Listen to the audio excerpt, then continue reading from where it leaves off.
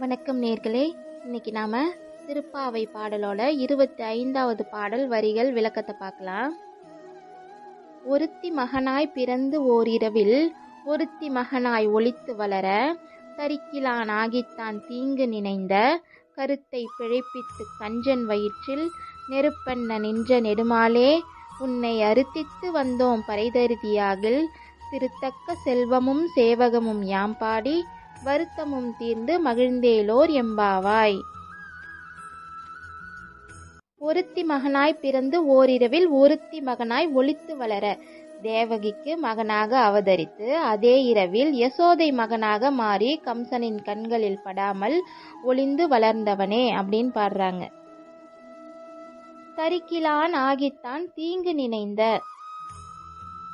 தரிக்கிலான் ஆகித்தான்னா பொறுக்க இயலாதவன் அப்படின்னு அர்த்தம். தீங்கு நினைந்த, தீமை செய்ய நினைத்த. யாரு? கம்சன். உன்னை அழித்துவிட முடியும் என்று கம்சன் நினைத்தான். ஆனால் அவனது அனைத்து முயற்சிகளுமே தோல்வியில முடிந்தன. நீயோ அவனுக்கு சிம்ம சொப்பனமாக விளங்கினாய். கருத்தை பிழைப்பித்து கஞ்சன் வயிற்றில் நெருப்பென்ன நின்ற நெடுமாலே.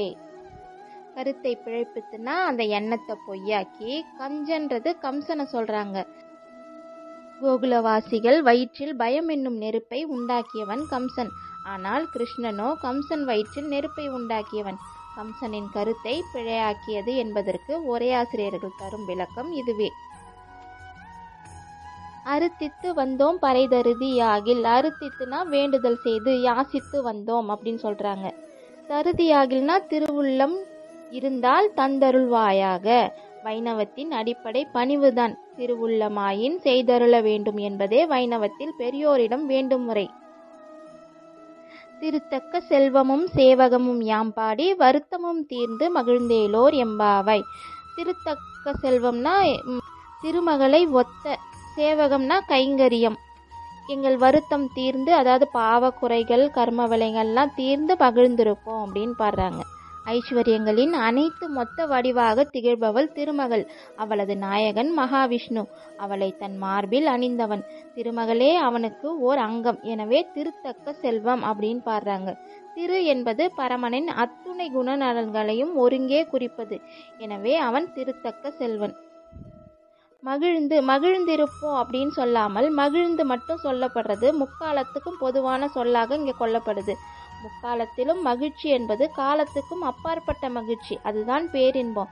எந்த இன்பத்துக்கு இணை கிடையாதோ அத்தகைய இன்பம் அவனாம் அவனை மட்டுமே நினைவில் வைத்திருப்பது.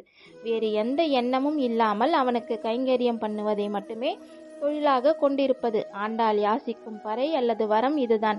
அடுத்தடுத்த பாசுரங்களில் இதையே வெவ்வேறு விதமாக வேண்டுகிறாள் ஆண்டாள். இந்த காணொளி உங்களுக்கு பிடிச்சிருந்ததுன்னா விரும்புங்கள், பகிருங்கள், மறக்காம உங்களோட ஆதரவை தெரிவியுங்கள். அதாவது சப்ஸ்கிரைப் பண்ணுங்க. நன்றி. வாழ்க தமிழ். ஆண்டாள் திருவடிகளே சரணம். பிரம்மமொக்கடே பரா பிரம்மமொக்கடே தந்தனானாஹி தந்தனானா புரே தந்தனானா